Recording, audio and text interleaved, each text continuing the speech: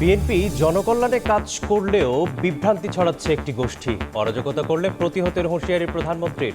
চাঁদপুরে খাল খনন ও ফ্যামিলি কার্ড বিতরণ উদ্বোধন। হাম উপসর্গ নিয়ে জেলার হাসপাতালে গেলেই গণহারে রেফার করা হচ্ছে ঢাকায়। চিকিৎসা ও শয্যা সংকটে দিশেহারা অভিভাবক, ঝুঁকি বাড়ায় চিকিৎসকদের উদ্বেগ। ফ্রি স্কুল ফিডিং প্রকল্প যেন অনিয়মের পাহাড়। ঢাকার খাবার আসছে দিনাজপুর থেকে। বাসি ও মানহীন টিফিন সরবরাহ করে কোটি কোটি টাকা লুট। চালু হচ্ছে নতুন কর্মসূচি। নদী ভাঙন, বন্যা থেকে মুক্তি পেতে বছরের পর বছর আন্দোলন। ঘোষণা এলেও শুরু হয় না দৃশ্যমান কাজ। মহাপরিকল্পনা কি শুধুই রাজনৈতিক প্রতিশ্রুতি? প্রশ্ন তিস্তাপাড়ের মানুষের। এবং 2034 সালের মধ্যে $1 ট্রিলিয়ন অর্থনীতি গড়তে চায় সরকার। আকাঙ্ক্ষা পূরণে গড়ে প্রবৃদ্ধি দরকার 9%। লক্ষ্যে পৌঁছতে বিনিয়োগ বান্ধব পরিবেশ নিশ্চিতের দাবি।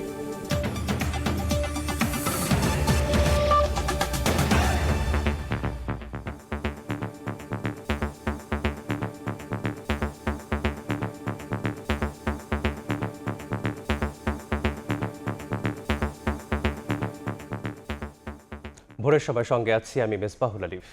খাওয়া মানুষের ভাগ্য পরিবর্তনে বিএনপি সরকার কাজ শুরু করলেও বিভ্রান্তি ছড়াচ্ছে একটি গোষ্ঠী। রাজনীতির নামে অরাজকতা তৈরির চেষ্টা করলে প্রতিহতের হুঁশিয়ারি দিয়েছেন প্রধানমন্ত্রী তারেক রহমান। চাঁদপুরে ফ্যামিলি কার্ডের উদ্বোধন করে তিনি বলেন, প্রতিশ্রুতি বাস্তবায়নের আসন্ন বাজেটে থাকবে বিশেষ বরাদ্দ। এর আগে খাল পুনঃখনন কর্মসূচি শুরু করে সরকার প্রধান বলেন, মানুষের ভাগ্য উন্নয়নে কাজ করছে সরকার। আশরাফুল ইসলামের ক্যামেরায় ইমরুল হাসানের রিপোর্ট।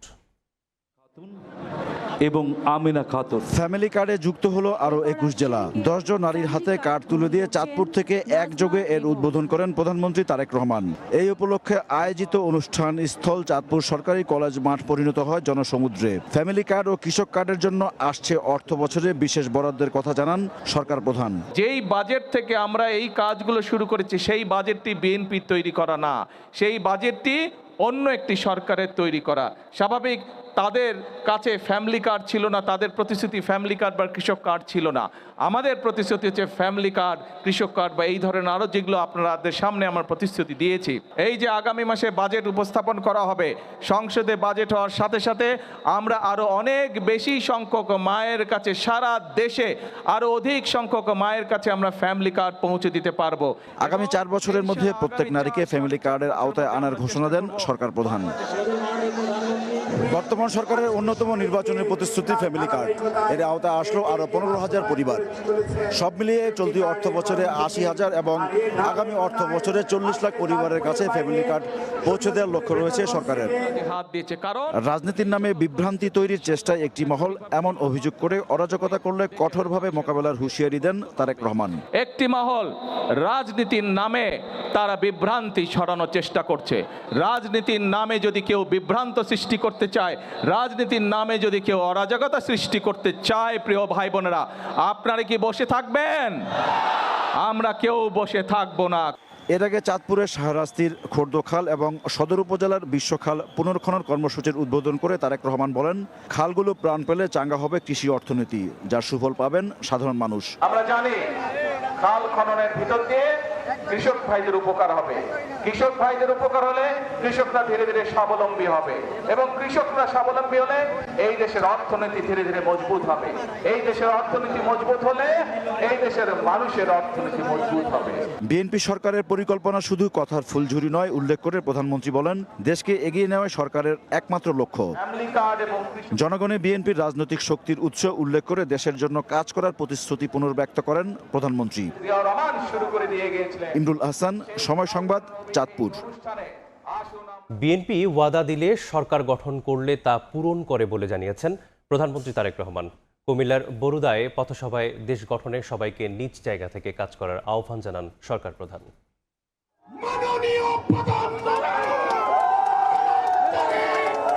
গ্রীষ্মের খরতাপ উপেক্ষা করে মানুষের ঢল কুমিল্লার বরুড়ায়। হাজারো মানুষের উচ্ছ্বাসের মধ্য দিয়ে মঞ্চে আসেন প্রধানমন্ত্রী তারেক রহমান। নেতাকর্মী আর সমর্থকদের উপস্থিতিতে পথসভা রূপ নেয় সমাবেশে। জনকল্যাণে 3 মাসে সরকারের নেয়া নানা পদক্ষেপ তুলে ধরে প্রধানমন্ত্রী বলেন, বিশেষ কোনো অঞ্চল নয়, পুরো দেশের উন্নয়নে প্রতিশ্রুতি অনুযায়ী কাজ চলছে। বলেন, কুমিল্লা বিভাগ করার দাবি জনদাবি হলে বাস্তবায়ন করা হবে। বিএনপি জনগণের কাছে যেই ওয়াদা দেয়, বিএনপি সরকার পরিচালনার দায়িত্বে থাকলে সেই ওয়াদা বিএনপি পূরণ করে। জনগণ হানাদার বাহিনীর মতো ফ্যাসিবাদী শক্তিকে পরাজিত করেছে উল্লেখ করে প্রধানমন্ত্রী বলেন, সেই অপশক্তির কারণে দেশ কাঙ্ক্ষিত জায়গায় পৌঁছায়নি। বিগত 17 বছর যে স্বৈরাচার ছিল, দেশের মানুষের অর্থ সম্পদ তারা বিদেশে লুটপাট করে পাচার করেছে। সেই জন্য এই মুহূর্তে দেশের অর্থনৈতিক অবস্থা চাপের মুখে আছে। সেজন্যই আমাদেরকে কষ্ট করতে হবে, আমাদেরকে পরিশ্রম করতে হবে এবং সেজন্যই আমাদেরকে ধৈর্য ধরতে হবে। এবার দেশ পুনর্গঠনের পালা উল্লেখ করে এ কাজে জনগণের সহায়তা চান সরকার প্রধান। জনগণ হচ্ছে এই দেশের মালিক, প্রিয় ভাই বোনেরা।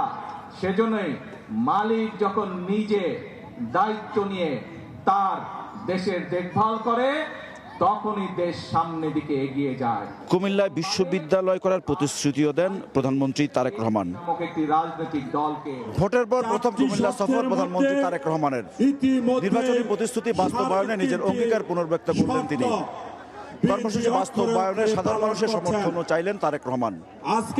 বললেন, সবার সহযোগিতায় কাঙ্ক্ষিত বাংলাদেশ উপহার দিতে চায় তার সরকার। ইমরুল হাসান, সময় সংবাদ, বরুড়া, কুমিল্লা। গঙ্গা চুক্তি নবায়নের নিরিখে ভারতের সঙ্গে সম্পর্ক নির্ধারিত হবে বলে মন্তব্য করেছেন বিএনপি মহাসচিব মির্জা ফখরুল ইসলাম আলমগীর। ফারাক্কা লং মার্চ দিবসের আলোচনায় পশ্চিমবঙ্গ সরকারকে নেতিবাচক বক্তব্য পরিহারের আহ্বান জানান তিনি। গঙ্গায় ফারাক্কা বাঁধের মাধ্যমে একতরফাভাবে পানি প্রত্যাহার করে ভারত। এর প্রতিবাদে 1976 সালে 16 মে ফারাক্কা বাঁধ অভিমুখে লং মার্চ করেন মাওলানা আব্দুল হামিদ খান ভাসানী। দিবসটিতে বিএনপির আলোচনা সভায় ফারাক্কা দিবসের তাৎপর্য, অভিন্ন নদীর পানি বন্টন ব্যবস্থা, কৃষি ও পরিবেশ রক্ষায় বাংলাদেশের উদ্যোগের কথা তুলে ধরেন রাজনীতিবিদ ও বিশেষজ্ঞরা। পদ্মা ব্যারাজ নির্মাণে বর্তমান সরকারের উদ্যোগকে স্বাগত জানান তারা। বৃহৎ প্রতিবেশী পাশে থাকলে প্রভুত্ব না করে, বৈরিতা না দেখিয়ে তার সাথে বন্ধুতাই দেখাতে হয়। চুক্তিটা হতে হবে অনাদিকাল পর্যন্ত। ওই 3 বছর, 5 বছর, 7 বছর, 2 বছরের চুক্তি কাজে আসবে না। বিএনপি মহাসচিব জানান, ফারাক্কা চুক্তির নিরিখে নির্ধারণ হবে ভারতের সঙ্গে বাংলাদেশের সম্পর্ক। ভারতের সরকারের কাছে স্পষ্ট বার্তা জানাতে চাই, আলাপ আলোচনার মাধ্যমে অবিলম্বে এই ফারাক্কার যে চুক্তি, বাংলাদেশের জনগণের অভিপ্রায় অনুযায়ী এটাকে সম্পাদন করতে হবে। ফারাক্কা লং মার্চ দিবসে কেন্দ্রীয় শহীদ মিনারে ভাসানী জনশক্তি পার্টির আলোচনায় পশ্চিমবঙ্গ সরকারের প্রতি সুসম্পর্কের জন্য ইতিবাচক নয় এমন বক্তব্য পরিহারের আহ্বান জানান মির্জা ফখরুল। নবনির্বাচিত পশ্চিমবাংলার সরকার খুব খুশি হয়েছে আপনাদের নির্বাচিত হয়েছেন, কিন্তু দয়া করে বিভাজনের রাস্তা তৈরি করবেন না। দয়া করে অযথা এমন বক্তব্য বাংলাদেশের বিরুদ্ধে দেবেন না যা বাংলাদেশের মানুষ আপনাদের বিরুদ্ধে গিয়ে হাজির হয়। আজকে যে সমস্ত বক্তব্য প্রচারিত হচ্ছে, এই বক্তব্যগুলো কিন্তু একটা সুসম্পর্কের জন্য খুব একটা ইতিবাচক নয়। এ সময় তথ্যমন্ত্রী বলেন, দেশের স্বার্থ রক্ষা করে গঙ্গা চুক্তি নবায়ন করবে সরকার। পৃথিবীতে উজান ভাটির দেশের সমস্যা সমাধান করার জন্য এই মুহূর্তে যে আন্তর্জাতিক প্রটোকল এবং চুক্তি বিদ্যমান আছে, আমাদের সম্মিলিত ঐক্যের মধ্য দিয়ে সরকারকে শক্তিশালী করে কূটনৈতিক তৎপরতার মধ্য দিয়ে সেই আন্তর্জাতিক চুক্তিকে বাস্তবায়ন করে আমাদের স্বার্থের ভিত্তিতে আবারও গঙ্গা চুক্তিকে আমরা নবায়ন করে ছাড়বো ইনশাআল্লাহ। এ সময় সীমান্তে হত্যার কড়া সমালোচনা করেন বক্তারা। এই আহ্বানকে বাস্তবায়ন করার জন্য আতাউর কাউসার, সময় সংবাদ, ঢাকা। গণভোটের রায় বাস্তবায়ন না করলে বিএনপিকেও স্বৈরাচারের পরিণতি ভোগ করতে হবে বলে হুঁশিয়ারি দিয়েছেন জামায়াত আমির। রাজশাহীতে বিভাগীয় সমাবেশে তিনি আরও বলেন, জনগণের বিরুদ্ধে দাঁড়িয়ে কেউ রেহাই পায়নি। গণভোটের রায় বাস্তবায়ন, জনদুর্ভোগ লাঘব ও পদ্মার পানির ন্যায্য হিস্যার দাবিতে রাজশাহীতে 11 দলীয় ঐক্যের বিভাগীয় সমাবেশ। হাজারো নেতাকর্মীর স্লোগানে প্রকম্পিত নগরীর মাদ্রাসা ময়দান। শনিবার দুপুরে সমাবেশে অংশ নিয়ে এনসিপি নেতারা বলেন, সীমান্ত হত্যার পরও যারা চুপ থাকে তাদের এদেশে প্রয়োজন নেই। বিগত 1 সপ্তাহে আমার আরো 3 জন ভাইকে ওই সীমান্তে গুলি করে হত্যা করা হয়েছে। বিএনপির পক্ষ থেকে কোনো ধরনের শক্ত স্টেটমেন্ট আমরা দেখি নাই। প্রধান অতিথির বক্তব্যে জামায়াত আমির অভিযোগ করেন, পরীক্ষামূলকভাবে ফারাক্কা বাঁধ চালানোর সুযোগ 55 বছরেও শেষ হয়নি ভারতের। এ সময় দ্রুত তিস্তা মহাপরিকল্পনা বাস্তবায়নের দাবি জানান তিনি। পদ্মার পানি আমাদের ন্যায্য পাওনা, তিস্তার পানি আমাদের ন্যায্য পাওনা। সারা বাংলাদেশে যে 154টা অভিন্ন নদী আছে সবগুলোই আজকে মৃতপ্রায় হয়ে গিয়েছে। খালের পানির উৎস হচ্ছে নদী। নদী যদি ঠিক মতো না চলে তাইলে খালের পানি আসবে কোত্থেকে? আমরা স্পষ্টভাবে বলতে চাই, কারো রক্ত চক্কর দিকে না তাকিয়ে তিস্তা মহাপরিকল্পনা অবশ্যই বাস্তবায়ন করতে। গণভোটের রায় বাস্তবায়ন না করলে বিএনপিকেও স্বৈরাচারের পরিণতি ভোগ করতে হবে বলে হুঁশিয়ারি দেন ডাক্তার শফিকুর রহমান। বলেন, কারো চোখ রাঙ্গানিতে ভয় পায় না জামায়াত। গণভোটের রায়ও বাংলাদেশে ইনশাআল্লাহ বাস্তবায়ন হবে, বাস্তবায়ন করতে বাধ্য করা হবে ইনশাআল্লাহ।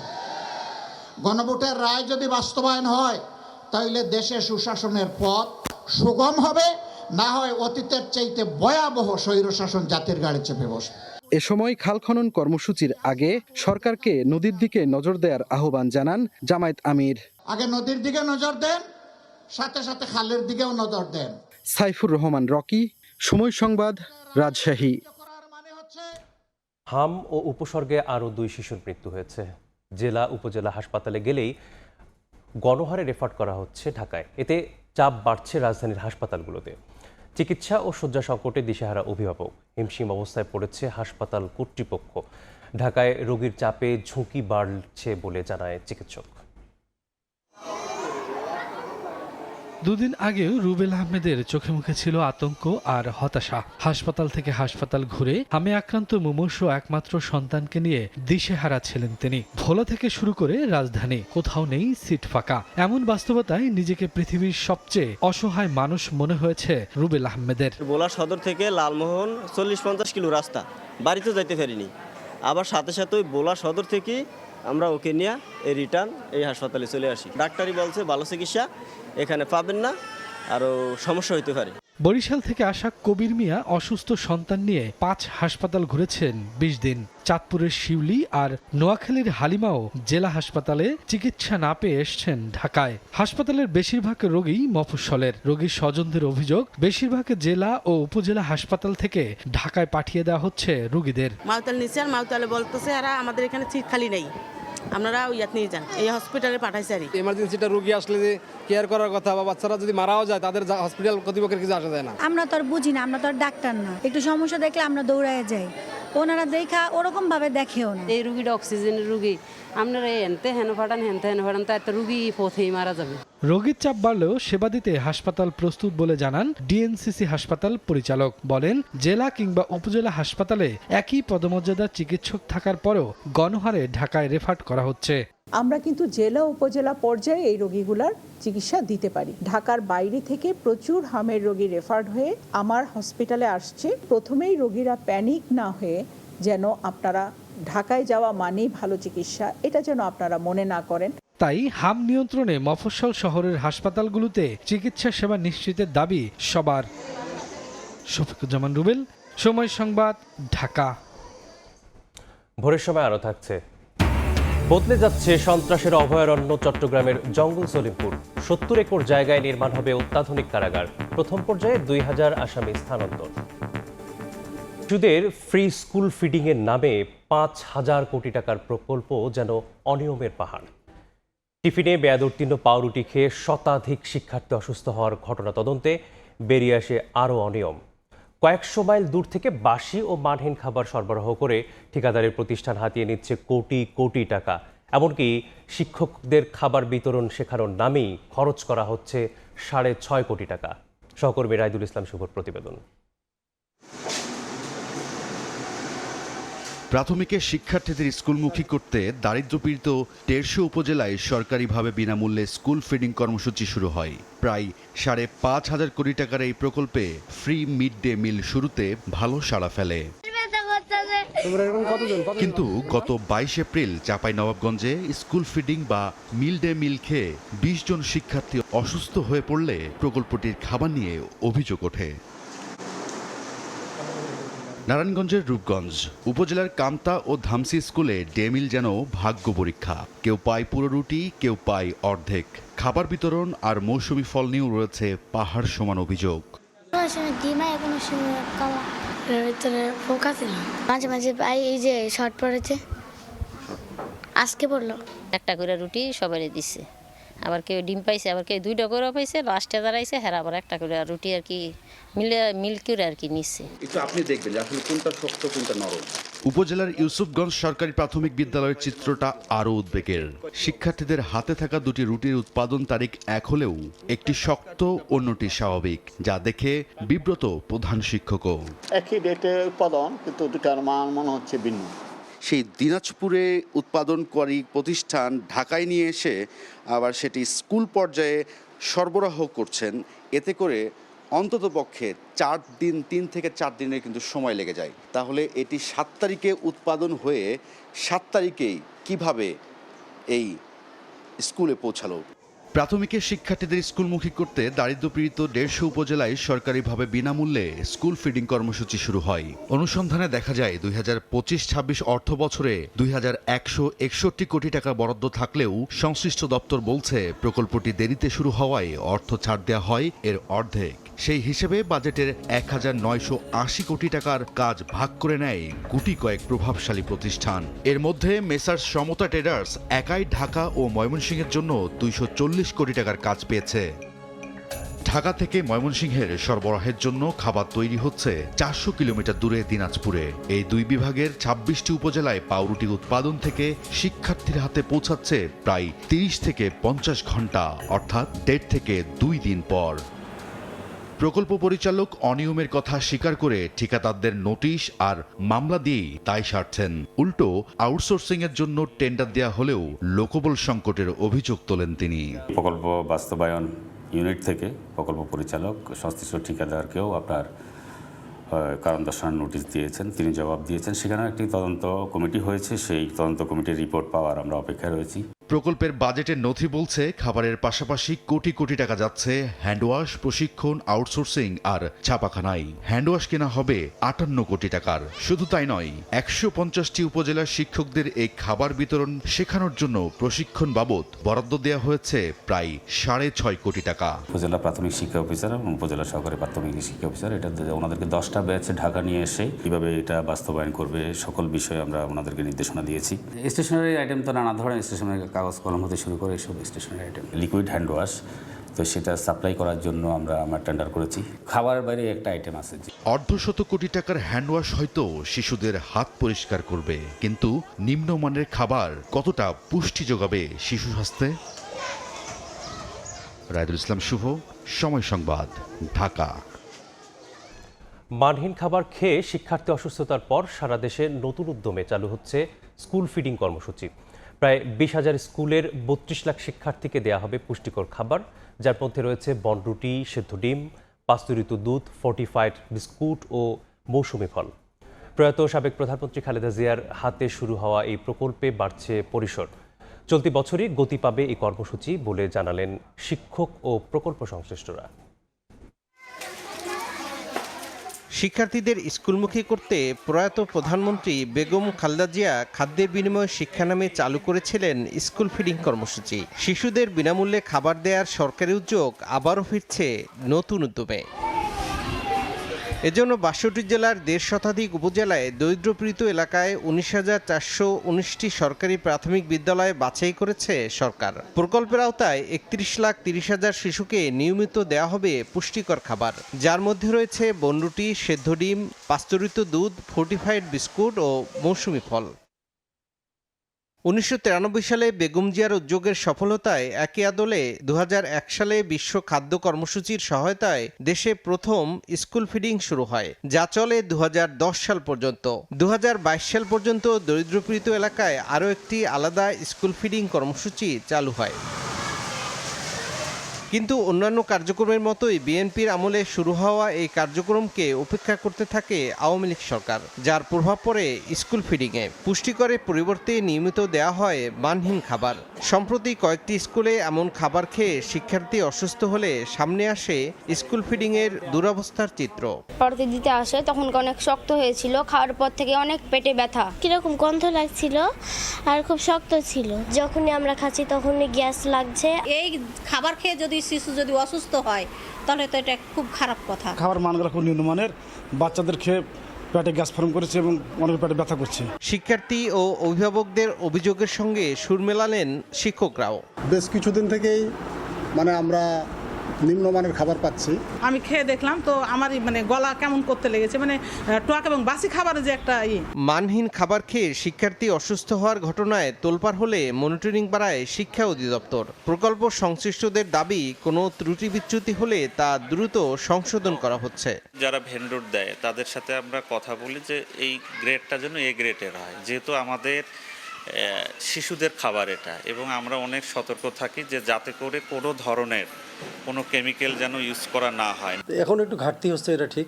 তো এই ঘাটতিটা আমার মনে হয় খুব বেশি সময় থাকবে না, খুব তাড়াতাড়ি এটি সমস্যার সমাধান হয়ে যাবে। এবারের স্কুল ফিডিং প্রকল্পটি সরকারের নিজস্ব অর্থায়ন ও বিশ্বব্যাংকের সহায়তায় বাস্তবায়ন হচ্ছে।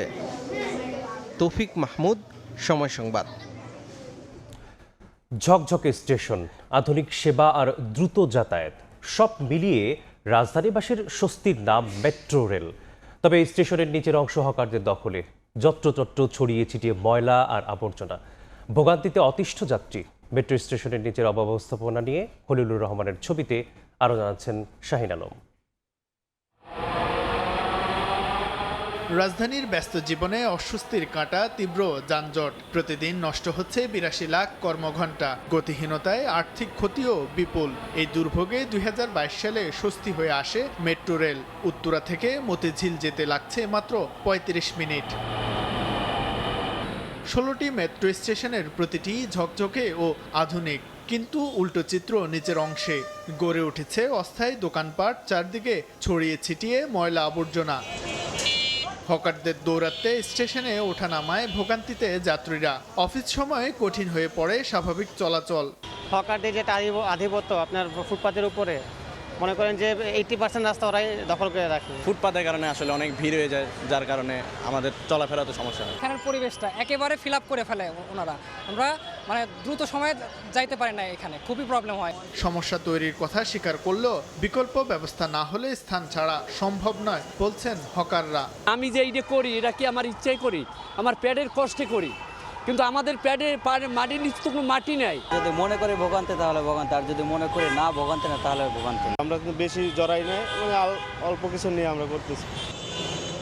স্টেশনের নিচের অব্যবস্থাপনা নিয়ে ক্যামেরার সামনে কথা বলতে রাজি নয় মেট্রো কর্তৃপক্ষ। টেলিফোনে নাম প্রকাশে অনিচ্ছুক এক কর্মকর্তা বলেন, নিচের অংশ দেখভালের দায়িত্ব সিটি কর্পোরেশনের। নিচের রাস্তাটা আসলে সিটি কর্পোরেশনের, সো নিচের রাস্তা, ফুটপাত, এইটার উপরে মেট্রো রেল অ্যাকচুয়ালি কোনো কিছু করতে পারে না। যোগাযোগ বিশেষজ্ঞের মতে, স্টেশনের ভেতরের মতো নিচের অংশ রক্ষণাবেক্ষণ না করলে ধীরে ধীরে যাত্রী কমে লোকসানের দিকে ধাবিত হতে পারে মেট্রো রেল।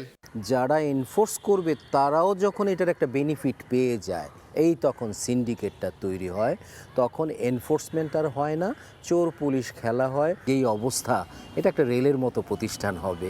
প্রতিদিন গড়ে ৪.৫ লাখ মানুষ পরিবহন করে মেট্রো রেলে। মেট্রো স্টেশনের উপরটা ফিটফাট, তবে নিচটা সদরঘাট, এবং এখানে যারা যাত্রীরা রয়েছেন তাদের প্রত্যাশা উপরের ন্যায় নিচটাও হবে ঝকঝকে তকতকে। মিরপুর ১০ স্টেশন থেকে শাহিন আলম, সময় সংবাদ, ঢাকা। নদী ভাঙন, পানি সংকট আর বন্যা থেকে মুক্তি পেতে বছরের পর বছর ধরে চলছে আন্দোলন।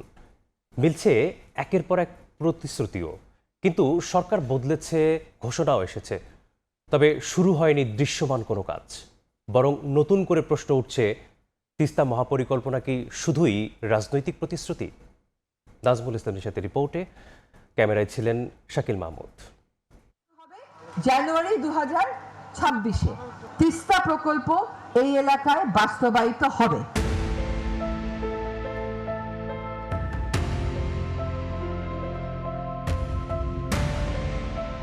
ঘোষণা দিল তিস্তা অববাহিকার 2 কোটি মানুষের বহুল কাঙ্ক্ষিত প্রকল্পের কাজ শুরু করতে পারেনি অন্তর্বর্তী সরকার।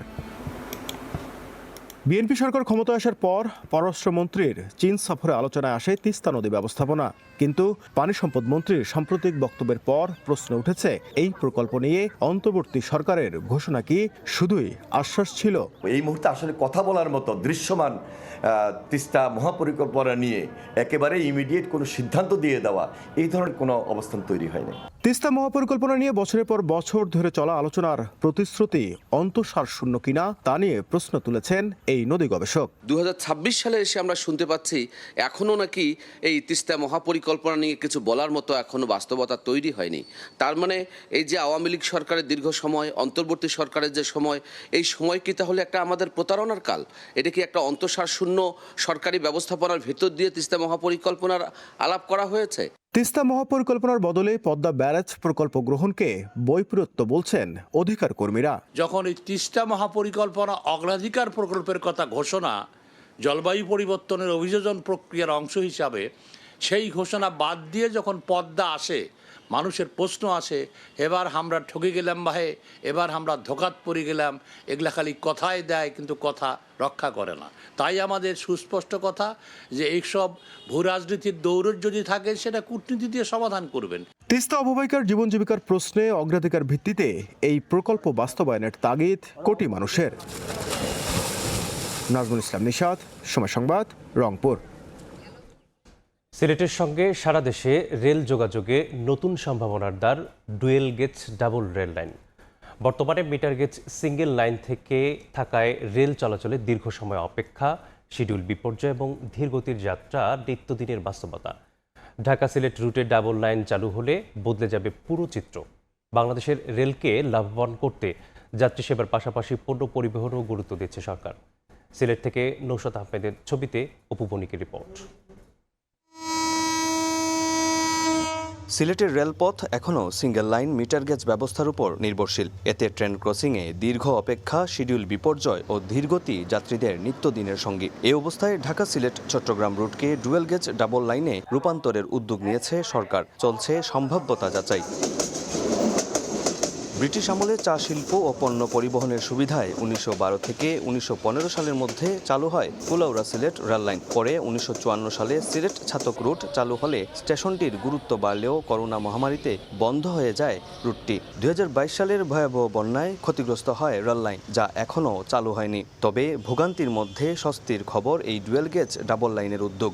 সিঙ্গেল লেন আছে, আমাদের কোনো ডিরেক্ট ট্রেন নাই, আমরা বাসের টিকিট পাইতেছি না, আমাদের ভোগান্তি তো শেষ নাই। সিলেটবাসীর যে পর্যটনের যে বিকাশ, এটা গড়তে খুবই সহসাই এটা উন্নত হবে। উদ্যোগটি বাস্তবায়ন হলে মিলবে সুফল বলছেন সংশ্লিষ্টরা। ঢাকা সিলেট যে টাইমিংটা, যেখানে 8 ঘন্টা সর্বনিম্ন 8 ঘন্টা, সেখানে আমরা 6 ঘন্টা বা 7 ঘন্টা আমরা চলে যেতে পারবো। তাছাড়া নতুন ট্রেন চালু হবে, নতুন কোচ আসবে, সব দিকে মিলিয়ে সিলেটের জন্য আসলে ডাবল লাইন এটা আশীর্বাদ স্বরূপ। যদি ডাবল লাইন হয় তাহলে ট্রেন ক্রসিংয়ের কারণে প্রতিদিন প্রায় 1.5 থেকে 2 ঘন্টা সময় যাত্রীদের একটা ভোগান্তিতে পড়তে হয়। এই সময়টা বাঁচবে, টিকিটের চাহিদাও বাড়বে, ট্রেনের পরিমাণও বাড়বে। সিলেট ঢাকা রুটে চলাচল করছে 4টি আন্তনগর ট্রেন, আর সিলেট চট্টগ্রাম রুটে রয়েছে 2টি। ইঞ্জিন সংকটে তেলবাহী ট্রেনের সংখ্যাও কমে এসেছে আশঙ্কাজনকভাবে। আগে যেখানে চলাচল করত 20 থেকে 22টি ট্রেন, বর্তমানে তা নেমে এসেছে মাত্র 5টিতে। সব ছাপিয়ে সম্প্রতি সিলেট সফরে এসে আশার বাণী শোনান রেল প্রতিমন্ত্রী। বড় অংশকে আমরা ডুয়েল গেজ অথবা ব্রড গেজে রূপান্তরিত করতে যে আমাদের মিটার গেজ বা ইস্টার্ন জোনে, এই জোনেগুলিকে অনেক ক্ষেত্রে অবহেলিত হয়েছে। অগ্রাধিকার ভিত্তিতে সীমাবদ্ধতার মধ্যে যাতে আমরা সর্বোচ্চ সেবাটুকু দিতে চাই। দীর্ঘ ভোগান্তি আর শিডিউল বিপর্যয়ের অধ্যায়কে পেছনে ফেলে নতুন সম্ভাবনার দ্বার প্রান্তে সিলেটবাসী। ডুয়েল গেজ ডাবল লাইন বাস্তবায়ন হলে বদলে যাবে সিলেটের যোগাযোগ ব্যবস্থা, গতি আসবে অর্থনীতি, পর্যটন, বিনিয়োগে, এমনটাই প্রত্যাশা সিলেটবাসীর। সিলেট রেলওয়ে স্টেশন থেকে অপু বণিক, সময় সংবাদ। এক সময়ের সন্ত্রাসীদের অভয়ারণ্য চট্টগ্রামের জঙ্গল সলিমপুরেই হচ্ছে দেশের অত্যাধুনিক কারাগার। প্রথম পর্যায়ে সেখানে স্থানান্তর করা হবে চট্টগ্রাম মহানগর আদালতে বিচারাধীন মামলার 2000 আসামিকে। সন্ত্রাসীদের হটিয়ে আইনশৃঙ্খলা বাহিনীর নিয়ন্ত্রণে নেয়া সলিমপুরের এই নতুন কারাগার নির্মাণে 70 একর জায়গার বরাদ্দ পাচ্ছে কর্তৃপক্ষ। আসামি রাখার পাশাপাশি থাকবে বন্দীদের পুনর্বাসনের ব্যবস্থাও। বিস্তারিত কমলদের রিপোর্টে। বহুল আলোচিত চট্টগ্রামের জঙ্গল সলিমপুর, যাকে বলা হতো রাষ্ট্রের মাঝে আরেকটি রাষ্ট্র, যেখানে আইনের নয় চলত সন্ত্রাসীদের শাসন। সন্ত্রাসী গ্রুপগুলোর কাছে জিম্মি ছিল 1.5 লাখের বেশি বাসিন্দা। বারবার মার খেয়ে ফিরে আসতে হয়েছিল উচ্ছেদ অভিযানে যাওয়া দলকে। এমনকি কয়েক মাস আগে যেখানে র্যাবের এক সদস্যকে পিটিয়ে এবং কুপিয়ে হত্যা করা হয়েছিল, এখন সেই সলিমপুরে হচ্ছে চট্টগ্রামের দ্বিতীয় কারাগার। এরই মধ্যে 70 একর জায়গা বরাদ্দ চেয়ে চিঠিও দেওয়া হয়েছে। জেলখানার যে পরিবেশ, সেখানে যে পরিমাণে আসামি আছে, সেই আসামি আসলে এই জেলখানায় থাকার মতো মানে ওভারলোডেড, প্রাচীন সিটি আরও বড় হবে। সুতরাং এই মেগা সিটির জন্য একটা আধুনিক জেলখানা তৈরি করতে হবে। সেই কারণে ওইখানে একটা জেলখানার একটা প্রস্তাব দেয়া আছে। মূলত ধারণ ক্ষমতা 3 গুণ বন্দি নিয়ে চরম বেকায়দায় চট্টগ্রাম কেন্দ্রীয় কারা কর্তৃপক্ষ। 140 বছরের পুরাতন চট্টগ্রাম কেন্দ্রীয় কারাগারে বন্দি ধারণ ক্ষমতা 2249 জন হলো, বর্তমানে বন্দি 6338 জন। এর মধ্যে মহানগরের বিভিন্ন আদালতে বিচারাধীন মামলায় বন্দি 2000 জনকে সলিমপুর কারাগার নির্মাণের পর সেখানে স্থানান্তরের পরিকল্পনা নেওয়া হয়েছে। যদি কারাগার ওখানে নির্মিত হয়, মেট্রোর হাজতে মানে কয়েদি বন্দিগুলো ওখানে থাকবে, যাতে মনে করেন আপনার ডিস্ট্রিক্টের বন্দি এবং মেট্রোর বন্দি যদি আলাদা থাকে তা রাষ্ট্রের অপরাধটা কমে যায়। জঙ্গল সলিমপুরে কারাগার স্থাপনের জন্য জায়গা বরাদ্দ চেয়ে কারা প্রশাসনের চিঠি এর মধ্যে জেলা প্রশাসন হয়ে পাঠিয়ে দেওয়া হয়েছে সংশ্লিষ্ট মন্ত্রণালয়ে। মন্ত্রণালয় থেকে চূড়ান্ত অনুমোদন এবং অর্থ বরাদ্দ হলে অবকাঠামোগত উন্নয়ন কাজ শুরু হবে। আধুনিক কারাগারের যে ধারণা, সেখানে কিন্তু আসলে বন্দি জীবনের মতো না, কিছুটা সেখানে খেলাধুলার পরিবেশ থাকবে, সেখানে শিক্ষার পরিবেশ থাকবে, টেকনোলজিক্যাল যে ডিভাইসগুলো আছে তাদের সাথে পরিচয় করানো, যাতে সে জেলখানা থেকে বের হয়ে সে কোনো একটা কাজে যেতে পারে, যাতে আবার ওই ক্রাইমের সাথে না যায়। এই পরিকল্পনাগুলো আমাদের রয়েছে। চট্টগ্রামের সীতাকুণ্ড, হাটাজারি এবং নগরীর বায়েজিদ পাহাড়তলীয় খুলশি এলাকার সীমান্তবর্তী জঙ্গল সলিমপুর এলাকাটি পাহাড়ি এবং নানা ধরনের গাছগাছালিতে ভরপুর। এই অবস্থায় পরামর্শ আসছে পাহাড় প্রাকৃতিক পরিবেশ ঠিক রেখেই কারাগার নির্মাণের। খুবই সুন্দর একটা উদ্যোগ। আমি মনে করি এই নয়না অভিরাম সৌন্দর্যের প্রতীক চট্টগ্রামের প্রাকৃতিক পরিবেশকে ধ্বংস না করে চমৎকারভাবে যদি এখানে একটা কারাগার স্থাপন হয়, সেটা মানবাধিকারের জন্য খুবই ভালো হবে। জঙ্গল সলিমপুরে এই মুহূর্তে সরকারি খাস জমি রয়েছে 4000 একরের বেশি। বেশি দিন আগের কথা নয়, কয়েক মাস আগেও এই জঙ্গল সলিমপুর ছিল সন্ত্রাস ও সন্ত্রাসীর অভয়ারণ্য। কিন্তু এখন পরিস্থিতি পাল্টে গেছে। নিয়ন্ত্রণ আইন শৃঙ্খলা বাহিনীর হাতে, শান্তির সুবাতাস ফিরেছে জঙ্গলাকীর্ণ এই পাহাড়ি অঞ্চলে। আর এখানে গড়ে তোলা হচ্ছে অপরাধ সংশোধনাগার, কারাগার, যেখানে স্থান হবে চট্টগ্রাম মেট্রো এলাকার 2000 আসামির। চট্টগ্রামের জঙ্গল সলিমপুর থেকে কমল দে, সময় সংবাদ। দেশ স্বাধীন হওয়ার পর অনেকের কথায় পার্বত্য চট্টগ্রামে অশান্তির সৃষ্টি হয়েছিল, যা এখনও বিরাজমান। এমন মন্তব্য করেছেন বিদ্যুৎ, জ্বালানি ও খনিজ সম্পদ মন্ত্রী ইকবাল হাসান মাহমুদ টুকু। শনিবার সকালে শহরের মুক্তির সোপানে বাংলাদেশ ক্ষুদ্র নৃগোষ্ঠী ফেডারেশনের বৈচিত্র্যের ঐক্য ও সংস্কৃতির মিলন মেলায় উদ্বোধনী অনুষ্ঠানে তিনি কথা বলেন। বাংলাদেশের যে মানচিত্রটা আছে, এই মানচিত্রের মধ্যে কি সবাই বাঙালি? আমরা সবাই বাঙালি না, অনেক গোষ্ঠী আছে। এইটা দিয়েই হলো বাংলাদেশ। কিন্তু দেশ স্বাধীন হওয়ার পরে তখনকার নেতা বলেছিল সব বাঙালি হয়ে যাও, যার ফলশ্রুতিতে আজকে আমরা পার্বত্য চট্টগ্রামের মধ্যে অশান্তির সৃষ্টি হয়েছিল এবং সেই অশান্তি এখনো বিরাজমান। 3 পার্বত্য জেলা পরিষদগুলো দ্রুতই পুনর্গঠন করা হবে বলে জানিয়েছেন পার্বত্য চট্টগ্রাম বিষয়ক মন্ত্রণালয়ের মন্ত্রী দীপেন দেওয়ান। শনিবার রাঙামাটি মনোঘর আবাসিক বিদ্যালয়ে কুমন লার্নিং সেন্টারের উদ্বোধন শেষে এ কথা জানান তিনি। আইনি বিধান মতে 3 পার্বত্য জেলা পরিষদ গঠন করা হবে এবং সব জনগোষ্ঠীর প্রতিনিধি নিশ্চিতের চেষ্টা চলছে বলেও জানান মন্ত্রী। জেলা পরিষদ অবশ্য হবে, আমি একটু প্রক্রিয়ার মধ্যে আছি। এটা তো জানা দিচ্ছে বিগ প্রসেস, নির্বাচন না পর্যন্ত প্রক্রিয়া থাকবে। এটা হচ্ছে একটা সিলেকশনের মধ্যে হচ্ছে। এখন কমিউনিটি ওয়াইজ আমরা তো 30 সদস্য হয়ে যেতে পূর্ণ। এখন এটা তো এখন এক্সিকিউট হচ্ছে না। এখন অন্তর্বর্তীকালীন আইনের বিধান মতে সব জেলা পরিষদগুলো গঠন করা হয়েছে। গাজীপুরে স্ত্রী, 3 মেয়ে ও শ্যালককে গলা কেটে হত্যার ঘটনায় অভিযুক্ত ফোরকান মোল্লার মরদেহ পদ্মা নদী থেকে উদ্ধার করা হয়েছে। বাওয়া নৌ পুলিশ জানায়, মুন্সিগঞ্জের লোহজংয়ের পদ্মা নদীতে মরদেহ ভাসতে দেখে স্থানীয়রা। খবর পেয়ে পুলিশ ঘটনাস্থলে গিয়ে উদ্ধার করে। পরিবার ফোরকান মোল্লার মরদেহটি শনাক্ত করে। এর আগে পদ্মা সেতুর সিসিটিভি ফুটেজে এক ব্যক্তিকে নদীতে ঝাঁপ দিতে দেখা যায়। ধারণা করা হয় অভিযুক্ত ফোরকান মোল্লা পদ্মা সেতু থেকে নদীতে ঝাঁপ দিয়ে আত্মহত্যা করেছে। শ্রীনগর বিশ্ববিদ্যালয়ে শিক্ষার্থী ধর্ষণ চেষ্টার ঘটনায় প্রক্টরের পদত্যাগের দাবিতে উত্তাল ক্যাম্পাস। 48 ঘন্টার আলটিমেটাম দেওয়ার পরেও অভিযুক্ত আটক না হওয়ায় উপাচার্যের বাসভবনের সামনে জড়ো হয়ে আন্দোলন করেন শিক্ষার্থীরা। পরে প্রক্টর অফিসে তালা ঝুলিয়ে দেন তারা। বিশ্ববিদ্যালয়ের প্রশাসনিক ভবন অবরোধের ঘোষণাও দেন শিক্ষার্থীরা।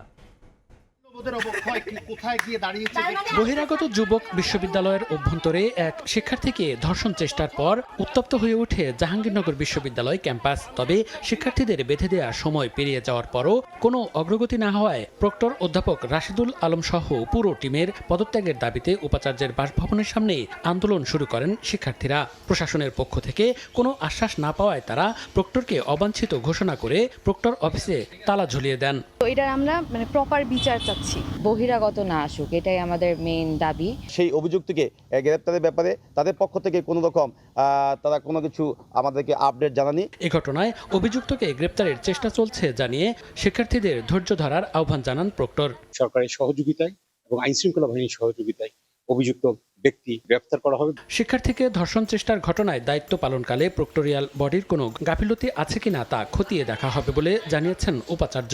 এ বিষয়ে দোষী কে সেটা সাব্যস্ত করা দরকার, এই জন্য আমি সময় চেয়েছি। এর আগে সামাজিক যোগাযোগ মাধ্যম সহ পুলিশ অভিযুক্তের যে ছবি প্রকাশ করে তার সঙ্গে মূল অভিযুক্তের চেহারার মিল নেই বলে জানানো হয় সংবাদ সম্মেলনে। আইনশৃঙ্খলা বাহিনী 48 ঘন্টার মধ্যে সেই দুষ্কৃতিকারীকে গ্রেপ্তার করতে পারেনি, কিন্তু অগ্রগতি আছে, আরও কিছু সময় লাগবে এবং তারা আশ্বস্ত করছে যে আমরা খুব শীঘ্রই দোষী বা দুষ্কৃতিকারীকে আমরা গ্রেপ্তার করতে পারব। গত 12 এপ্রিল রাতে বেগম ফজিলাতুন্নেসা হল সংলগ্ন এলাকায় বহিরাগত এক যুবক বিশ্ববিদ্যালয়ের এক শিক্ষার্থীকে ধর্ষণের চেষ্টা চালায়। সময় সংবাদ, সাভার।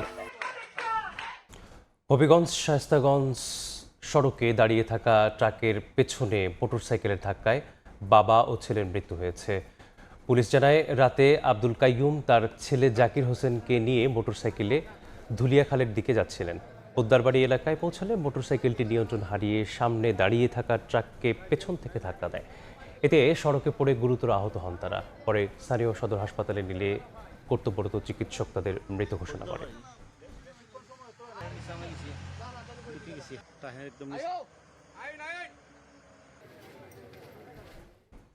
লালমনিরহাটে তিস্তা নদীতে গোসল করতে গিয়ে পানিতে ডুবে আপন দুই ভাইয়ের মৃত্যু হয়েছে।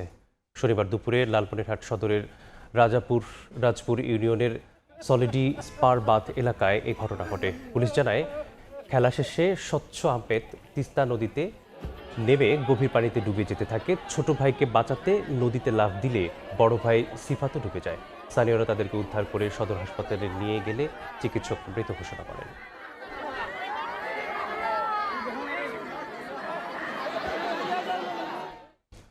নাটোরে স্বামীকে কুপিয়ে হত্যার অভিযোগে স্ত্রীকে আটক করা হয়েছে। শনিবার দুপুরে সদর উপজেলার চৌগাছি উত্তরপাড়ায় এ ঘটনা ঘটে। প্রতিবেশীরা জানান সম্প্রতি মান্নান সরকারের সঙ্গে কলহ চলছিল তার স্ত্রীর। অভিযোগ রয়েছে বাড়িতে মান্নান সরকারকে আঘাত করেন স্ত্রী। গুরুতর অবস্থায় হাসপাতালে নেয়ার পর তার মৃত্যু হয়। জিজ্ঞাসাবাদের জন্য নিহতের স্ত্রীকে আটক করেছে পুলিশ। কুমিল্লায় ছেলের হামলায় বাবার মৃত্যুর অভিযোগ উঠেছে। দুপুরে দেবিদ্বার পৌর এলাকায় কুশাগাজী এলাকায় এই ঘটনা ঘটে। স্বজনরা জানান নৈশ প্রহরীর কাজ করতেন শেনু মিয়া। তুচ্ছ ঘটনাকে কেন্দ্র করে শেনুর সঙ্গে ছেলে রাসেল আহমেদের কথা কাটাকাটি হয়। প্রত্যক্ষদর্শীরা জানান ছেলে রাসেলের ক্ষিপ্ত হয়ে লাঠি দিয়ে বাবাকে আঘাত করেন। গুরুতর আহত অবস্থায় সেলু ঘটনাস্থলেই অচেতন হয়ে পড়েন। উদ্ধার করে দেবিদ্বার উপজেলা স্বাস্থ্য কমপ্লেক্সে নেওয়া হলে চিকিৎসক সেনু মিয়াকে মৃত ঘোষণা করেন। মরদেহ উদ্ধার করে ময়নাতদন্তের জন্য কুমিল্লা মেডিকেল মর্গে পাঠায় পুলিশ।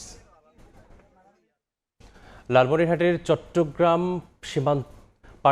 পাটগ্রাম সীমান্ত দিয়ে অবৈধভাবে দেশে প্রবেশের পর পররাষ্ট্র মন্ত্রণালয়ের সাবেক মহাপরিচালক সাব্বির বিন শামসকে আটক করা হয়েছে। পুলিশ জানায় দুপুরে উপজেলার দহগ্রাম সীমান্ত এলাকা দিয়ে বাংলাদেশে প্রবেশের চেষ্টা করে সাব্বির বিন শামস। এ অবস্থায় স্থানীয়দের তাকে দেখে সন্দেহ হলে আটকে রেখে পুলিশ থেকে খবর দেয়। পরে পুলিশ তাকে আটকের সময় 2টি কূটনৈতিক পাসপোর্ট সহ মোট 7টি পাসপোর্ট জব্দ করে। শামসের বিরুদ্ধে দুদকের মামলা প্রক্রিয়াধীন। এর আগে আওয়ামী লীগ সরকারের সময় চুক্তিভিত্তিক নিয়োগে পররাষ্ট্র মন্ত্রণালয়ের ডিজি ও লন্ডন হাইকমিশনে মিনিস্টার হিসেবে দায়িত্ব পালন করতেন সাব্বির। 2034 সালের মধ্যে দেশে $1 ট্রিলিয়ন অর্থনীতি করতে চায় সরকার। নির্বাচনী ইশতেহারের আকাঙ্ক্ষা পূরণে গড়ে প্রবৃদ্ধি প্রয়োজন 9% করে। এমন বিশ্লেষণে গবেষণার প্রতিষ্ঠান সিপিডির। অর্থনীতিবিদরা বলছেন, রাজনৈতিক প্রতিশ্রুতি ঠিক থাকলে লক্ষ্য পূরণ না হলেও কাছাকাছি পৌঁছানো সম্ভব। বিনিয়োগ বান্ধব পরিবেশ নিশ্চিতের দাবি ব্যবসায়ীদের। অন্তরা সেনের রিপোর্ট।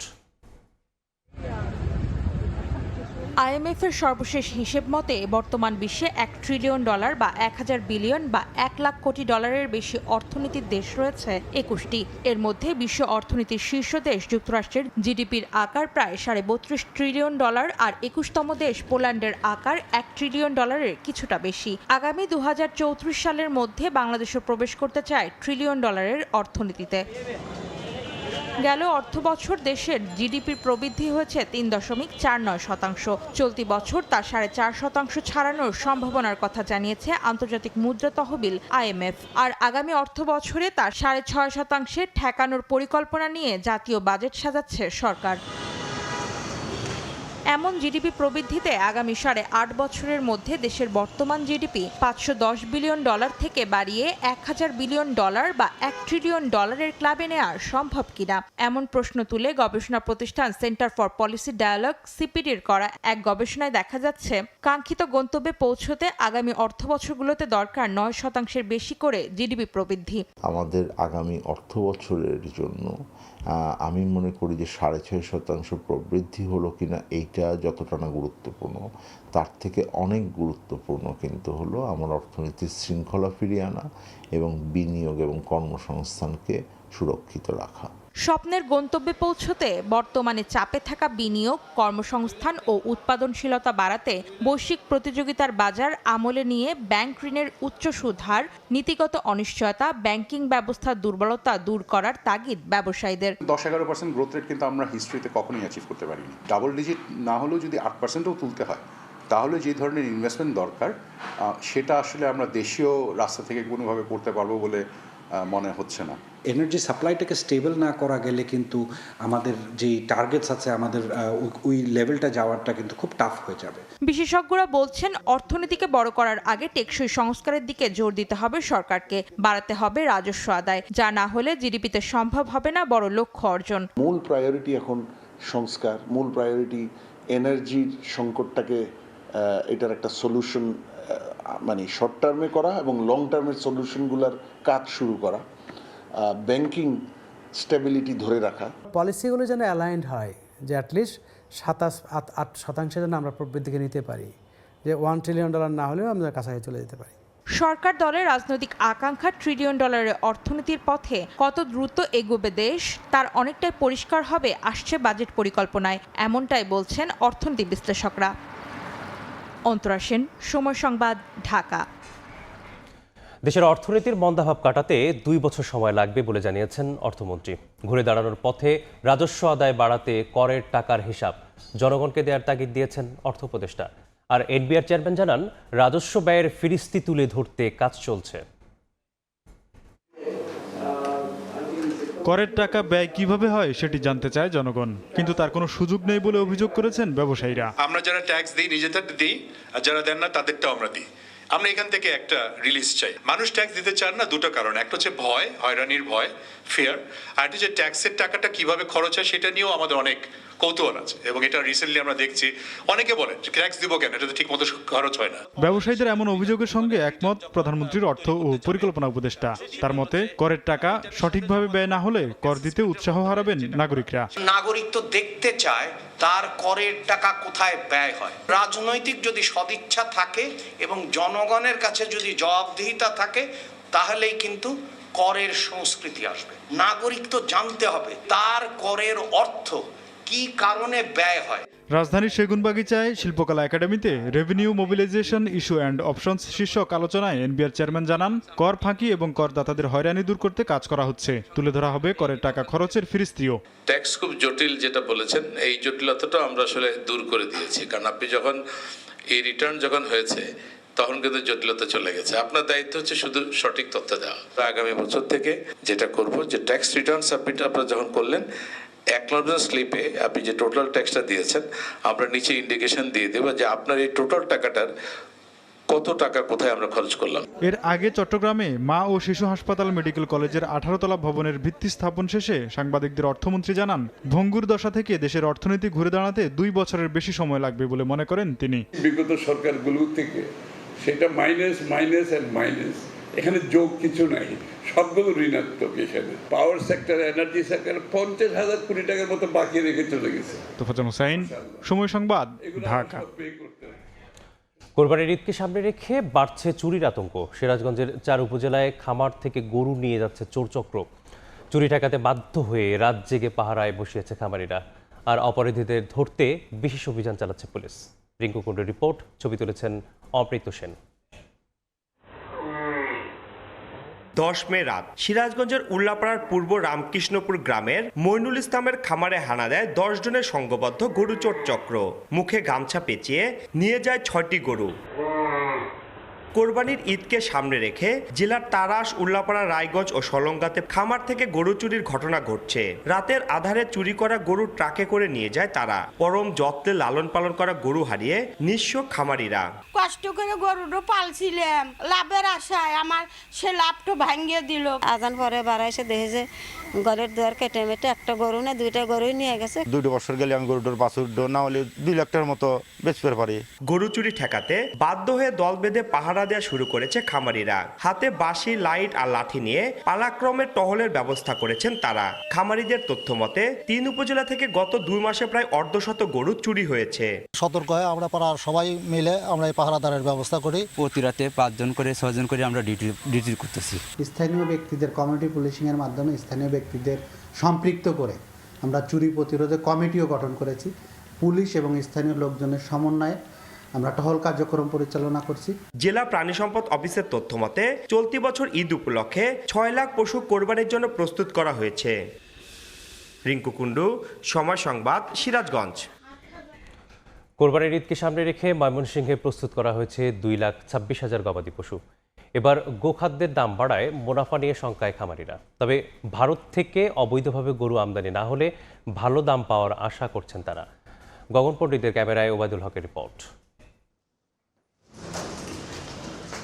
ময়মনসিংহের চর ঈশ্বরদিয়া এলাকায় নিজেদের গড়ে তোলা খামারে এখন ব্যস্ত সময় পার করছেন 2 বন্ধু আনিসুর রহমান ও আজাদ ইসলাম। কোরবানির পশুর হাটে বিক্রির জন্য তাদের খামারে প্রস্তুত শাহিওয়াল ও দেশি জাতের 44টি গরু। জেলার ছোট বড় প্রায় 24,000 খামারে এখন চলছে শেষ সময়ের পরিচর্যা। পশুকে দেয়া হচ্ছে প্রাকৃতিক খাবার। স্থানীয় চাহিদা পূরণ করে বিভিন্ন জেলাতেও গরু বিক্রির আশা তাদের। কোরবানির ঈদকে সামনে রেখে জেলার চাহিদা পূরণে ব্যস্ততা বেড়েছে খামারগুলোতে। খামারিরা বলছেন, ভারত থেকে অবৈধভাবে গরু আমদানি না হলে বাজারে মিলবে ভালো দাম, এতে লাভের মুখ দেখবেন তারা। আমরা সম্পূর্ণ প্রাকৃতিক উপায় গরুকে লালন পালন করি এবং এখন পর্যন্ত তো গরু মাশাআল্লাহ আলহামদুলিল্লাহ আমরা যেরকম আশা করেছি ওরকমই হয়েছে, গ্রোথ নিয়েছে। 550 থেকে 520 টাকা আমাদের এখানে নিয়মিত কাস্টমার আসছে এবং বিক্রি হচ্ছে। আর বাকি যেগুলো থাকবে এগুলো আমরা হাটে তুলবো, ময়মনসিংহ সার্কিট হাউসে তুলবো। ইন্ডিয়াতে গরু নাই তে তো বালা দরই বেসপর হয় আমাদের ইন্ডিয়াতে সাইডাতে তে তো কমই দরইব। দাম মোটামুটি কমই আছে, তো হাটেও তুলনামূলক অ্যাভারেজই। জেলা প্রাণী সম্পদ দফতরের তথ্য মতে কোরবানির জন্য এবার ময়মনসিংহ জেলায় 1,81,266টি পশুর চাহিদার বিপরীতে প্রস্তুত 2,26,148টি পশু। আর সীমান্ত দিয়ে পশু অনুপ্রবেশ ঠেকাতে সতর্ক প্রশাসন। আমাদের এই বর্ডার এলাকাগুলো দিয়ে যাতে কোনো অবৈধভাবে কোনো গবাদি পশু এই দেশে প্রবেশ করতে না পারে এবং আমাদের খামারে যাতে ক্ষতিগ্রস্ত না হয় সেভাবে আমরা সচেতন আছি সরকারি নির্দেশনা মতো। কোরবানির পশুর স্বাস্থ্য সেবা নিশ্চিতে জেলা প্রাণী সম্পদ দফতর গঠন করেছে 56টি মেডিকেল টিম। ওবায়দুল হক, সময় সংবাদ, ময়মনসিংহ। প্রিমিয়ার ব্যাংকের জালিয়াতিতে অস্বাভাবিক ঋণের চাপে নারায়ণগঞ্জের 26 গার্মেন্ট মালিক। প্রতিষ্ঠানের অনুমোদন ছাড়াই এলসি খোলার অভিযোগ ব্যাংক কর্মকর্তাদের বিরুদ্ধে। তদন্ত করে ব্যবস্থা নেওয়ার দাবি সংবাদ সম্মেলনে করেছেন তারা। প্রিমিয়ার ব্যাংক পিএলসির নারায়ণগঞ্জ শাখার বিরুদ্ধে ভুয়া সেলস কন্ট্রাক্ট ও ব্যাংক টু ব্যাংক এলসি খোলার মাধ্যমে অবৈধভাবে বিপুল অঙ্কের ঋণের দায় চাপিয়ে দেওয়ার অভিযোগ তুলেছে নারায়ণগঞ্জের 26টি রপ্তানিমুখী গার্মেন্টস। শনিবার সকালে রাজধানীর পুরানা পল্টনে ইকোনমিক রিপোর্টার্স ফোরাম ইআরএফ কার্যালয়ে সংবাদ সম্মেলন করে এসব প্রতিষ্ঠানের প্রতিনিধিরা অভিযোগ করেন 2017 সাল থেকে ব্যাংকের কিছু অসাধু কর্মকর্তা ভুয়া আইডি ব্যবহার করে জাল সেলস কন্ট্রাক্ট তৈরি করে। এর বিপরীতে বিটুবি এলসি খুলে প্রতিষ্ঠানগুলোর নামে দায় সৃষ্টি করেন। ওনাদের নির্দিষ্ট কিছু ব্রোকার ছিল যারা এই পিআইগুলি কালেক্ট করে আনতো এবং আমাদেরকে ফোর্সলি সিগনেচার করাইতো কমার্শিয়ালের মাধ্যমে, যে তোমরা এটা সিগনেচার আনো, নাহলে তোমাদের এই বেতনের সময় এসে আমাদের আটকাইতো, ঈদের সময় আটকাইতো। তাদের দাবি, ব্যাংক কর্মকর্তারা প্রতিষ্ঠানের অনুমোদন ছাড়াই চলতি হিসাব, রফতানি নথিপত্র ও ফোর্স লোন ব্যবহার করে বৈদেশিক মুদ্রা লেনদেন করেন। এতে প্রতিষ্ঠানগুলোতে পড়ে অস্বাভাবিক ঋণের বোঝা। 2016-17 সালে বা 21 সালে 81 টাকা ওই সময় ডলার রেট ছিল, বাট ওরা আমাদের অ্যাকাউন্টে জমা দিত 70 থেকে 72 টাকা। আর বাকি যে ডিফারেন্স মানিটা ছিল, যেহেতু ডকুমেন্টস সেল হয়, এখানে কোনো গুডস আসে না, তো সেখানে 2 টাকা 2.5 টাকা একটা কমিশন আছে, সেটা বাদ যাবে। আর বাকি যে টাকাটা থাকে 7-8 টাকা বা 8-10 টাকা যেটা বাকি থাকে, এটা ব্যাংকের কর্মকর্তা তাদের পকেটে গেছে। প্রকৃত দেনা নিরূপণে নিরপেক্ষ ও উচ্চ পর্যায়ের তদন্তের দাবি জানান ব্যবসায়ীরা। অডিটে আসতো, সাইফুল ইসলাম, সময় সংবাদ, ঢাকা। ব্যাংকিং খাতের সংকট কাটাতে সরকারকে বাস্তবভিত্তিক পরিকল্পনার পরামর্শ দিয়েছেন সাবেক তত্ত্বাবধায়ক সরকারের উপদেষ্টা হোসেন জিল্লুর রহমান। একই সঙ্গে লুটপাটে জড়িতদের দৃষ্টান্তমূলক শাস্তির দাবি জানিয়েছেন সুজন সম্পাদক বদিউল আলম মজুমদার। ইসলামী ব্যাংকের অর্থ খেলাপিদের হিসাব থেকে আলাদা করার পরামর্শ দেন বিশেষজ্ঞরা। দেশের ব্যাংকিং খাতে আস্থার প্রতীক হয়ে ওঠা ইসলামী ব্যাংকগুলোকে রাষ্ট্রীয় নীল নকশায় লুটপাটের আখড়ায় পরিণত করে আওয়ামী সরকার। শনিবার রাজধানীর সিডাপে ব্যাংক গ্রাহক ফোরাম আয়োজিত ইসলামী ব্যাংকিং খাতের বিপর্যয়, জাতীয় অর্থনীতিতে এর প্রভাব বিষয়ক সেমিনারে বিশেষ করে ইসলামী ব্যাংকের অর্থ লোপাটের কারসাজিতে জড়িতদের কর্মকাণ্ড প্রবন্ধে তুলে ধরেন অর্থনীতিবিদ মিজানুর রহমান। 18(1) ক ধারা যেটা, সেটাকে বাদ দিতে হবে অথবা এটাকে সংশোধন করতে হবে। পুঁজিবাদের ভয়ঙ্কর থাবায় ইসলামী ব্যাংকে সংকটে ফেলা হয়েছে বলে মন্তব্য করেন ব্যবসায়ীরা। পুরো ব্যাংকিং খাতে ঋণের নামে লোপাট করা অর্থ খেলাপির হিসেবের বাইরে রাখা ও প্রকাশ্যে শাস্তির পরামর্শ দেন ব্যাংকাররা। বেনামি ঋণ এবং লুটপাট করা টাকা, ওটা ঋণ বলা যাবে না। এটাকে যদি আলাদা করে প্রটেস্টেড বিলের আন্ডারে নিয়ে যায় ব্যাংকগুলো, তাহলে কিন্তু লক্ষ্য করেন খেলাপি ঋণের যে হার, এনপিএল এর রেশিও, সেটা কিন্তু কমে যাবে। সেমিনারে অংশ নিয়ে সুজন সম্পাদক ব্যাংক খাতের দুষ্কৃতিকারীদের ছাড় দেওয়ার চেষ্টা চলছে বলে মন্তব্য করেন। অন্যায় করে যদি কেউ পার পেয়ে যায়, তাহলে অন্যায় আরো উৎসাহিত হয়, এবং আমাদের এখানে মনে হচ্ছে যেন পার পেয়ে যাচ্ছে, এবং পার পেয়ে যাবেই না, শুধু তাদেরকে পুনর্বাসনের প্রচেষ্টা চালানো হচ্ছে, এবং যেটা কোনোভাবেই গ্রহণযোগ্য নয়। আর্থিক খাতের সংকট উতরাতে সরকারকে সংস্কারে গুরুত্ব দেন বিশিষ্ট অর্থনীতিবিদ ও তত্ত্বাবধায়ক সরকারের সাবেক উপদেষ্টা হোসেন জিল্লুর রহমান। বলেন, সংকট তৈরিকারকদের আবার উত্থানের সুযোগ প্রশ্নবিদ্ধ করছে। যাদেরকে এতদিন বলা হচ্ছিল এবং এখন পরিষ্কার হয়েছে, যাদের যেই কলুষিত রাজনৈতিক অর্থনীতির কারণে যারা এই সমস্যা তৈরির মুখ্য ভূমিকা রেখেছে, তাদেরকে আবার এক ধরনের এই পুরো সিনের মধ্যে প্রবেশের সুযোগটা, এটা অবশ্যই প্রশ্নবোধক একটা চিহ্ন সবার সামনে দাঁড়িয়ে যাচ্ছে। আর্থিক প্রতিষ্ঠানগুলোকে ঘুরে দাঁড়াতে হলে নতুন করে লুটপাটকারী মালিকদের হাতে ছেড়ে না দিতে সরকারের প্রতি আহ্বান জানান ব্যাংক গ্রাহকরা। মানির উপর 7.5 কাজল আব্দুল্লাহ, সময় সংবাদ, ঢাকা। ভোরের সময়ই ছিল আমার কাছে। পরবর্তী সংবাদগুলো জানাতে যুক্ত হবেন কাজল আব্দুল্লাহ। ধন্যবাদ মিসবা। পরবর্তী সংবাদগুলো জানাবো আমি কাজল আব্দুল্লাহ। দেখছেন ভোরের সময়, সঙ্গেই থাকুন। দেখছেন ভোরের সময়। গলায় স্বর্ণের চেইন পরা মানুষ যেন ফ্যামিলি কার্ড না পায়, সেদিকে দৃষ্টি রাখতে হবে বলে মন্তব্য করেছেন জয়নাল আবেদিন ফারুক। শনিবার বিকেলে সেনবাগে ফ্যামিলি কার্ড বিতরণ অনুষ্ঠানে তিনি এ কথা বলেন। এ সময় 388টি পরিবারের মাঝে ফ্যামিলি কার্ড বিতরণ করা হয়। এদিন ভোলার তজুমুদ্দিন উপজেলায় 1130টি পরিবার, যশোর সদর উপজেলায় 2042টি পরিবারের মাঝে বিতরণ করা হয় ফ্যামিলি কার্ড। নেত্রকোনার কলমাকান্দায় ফ্যামিলি কার্ড বিতরণ করা হয় 794 জন উপকারভোগীর মাঝে। এছাড়া অন্যান্য জেলায়ও বিতরণ করা হয় ফ্যামিলি কার্ড। প্রশাসনকে এক মুহূর্তের জন্য কোনোদিনও দোষারোপ করব না, তবে খেয়াল রাখতে হবে আমাদের এই তারেক রহমানের প্রতিশ্রুতি যেন স্বর্ণের চেইন পরা গলায় হাতে স্বর্ণের চেইন পরা লোক যেন ফ্যামিলি কার্ড না পায়, সেদিকে আপনাদের লক্ষ্য রাখতে হবে। 3 মাসে প্রধানমন্ত্রী তার প্রতিশ্রুতি পর্যায়ক্রমে জনগণের সামনে তুলে ধরছেন, যার মধ্যে অন্যতম ফ্যামিলি কার্ড প্রদান বলে মন্তব্য করেছেন পানি সম্পদ মন্ত্রী শহীদ উদ্দিন চৌধুরী অ্যানি। শনিবার বিকেলে লক্ষ্মীপুর সদর উপজেলার কুশাখালী অ্যানি চৌধুরী উচ্চ বিদ্যালয় মাঠে ফ্যামিলি কার্ড বিতরণ অনুষ্ঠানে তিনি কথা বলেন। তিনি যারা কমিটমেন্ট করেছেন মাত্র 3 মাসের মাথায় ডে 1 থেকে প্রথম দিন থেকে শপথ নেওয়ার প্রথম দিন থেকে এক এক দিন এক একটা প্রতিশ্রুতি জনগণের সামনে তুলে ধরছে, তার মধ্যে অন্যতম হলো ফ্যামিলি কার্ড। এই জন্য এই ফ্যামিলি কার্ড আজকে এখানে লেখা ব্যক্তি নয়, পরিবারের উন্নয়নের মূল একক। আরেকদিকে এক আইডি এক পরিবার, এখানে প্রায় 15-16 পরিবারের বসবাস, তার মধ্যে 1250 পরিবার আজকে উপকারভোগী, তারা আজকে সরাসরি কার্ড পাচ্ছেন। দেশে উৎপাদিত চায়ের 90 ভাগের যোগান সিলেট দিলেও প্রায় 100 ভাগে বিক্রি হয় চট্টগ্রাম চা নিলাম কেন্দ্রে। কারণ প্রতিষ্ঠার 9 বছরও কার্যকর ভূমিকা রাখতে পারেনি শ্রীমঙ্গল চা নিলাম কেন্দ্র, যা ক্ষতিমুখে ফেলেছে দাবি বাগানীদের। এজন্য সিন্ডিকেট আর অপর্যাপ্ত অবকাঠামোকে দায়ী করছেন তারা। কাঙ্ক্ষিত সুফল পেতে সরকারের হস্তক্ষেপ দরকার বলে মনে করছে কর্তৃপক্ষ। নওশাদ আহমদ চৌধুরী তোলা ছবিতে বিস্তারিত ইকরামুল কবিরের রিপোর্টে। 2018 সালের 14 সেপ্টেম্বর আনুষ্ঠানিকভাবে যাত্রা শুরু হয় শ্রীমঙ্গল চা নিলাম কেন্দ্রের। এটি দেশের দ্বিতীয় আন্তর্জাতিক চা নিলাম কেন্দ্র।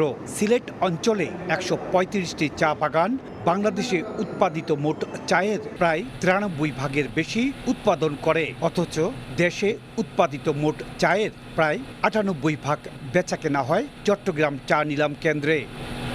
সিলেটের লাক্কাতোড়া চা বাগানের এই ফ্যাক্টরি থেকে চা চট্টগ্রাম নিলাম কেন্দ্র পর্যন্ত পৌঁছে দিতে 385 কিলোমিটার পথ অতিক্রম করতে হচ্ছে।